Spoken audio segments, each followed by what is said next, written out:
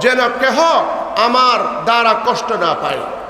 আল্লাহ নবীর এমন আখলাকের মাধ্যমে আল্লাহ নবীর দিনকে ফতে করেছেন।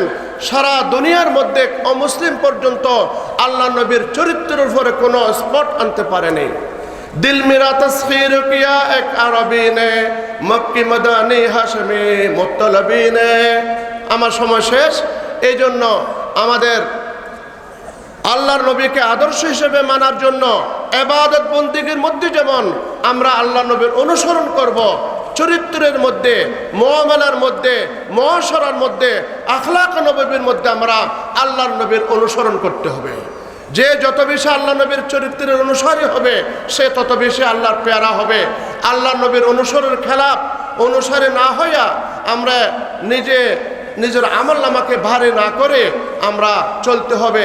আল্লাহ রাব্বুল আলামিন দিনের উপর মজবুত থেকে সহি রাস্তা সিরাতে মুস্তাকিম যেন আমাদেরকে নসিব করে।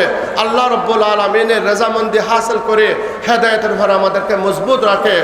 এটা আল্লাহ যেন তৌফিক নসিব করে। আমিন। ওয়া আখিরু দাওয়ানা আনিল হামদুলিল্লাহি রাব্বিল আলামিন।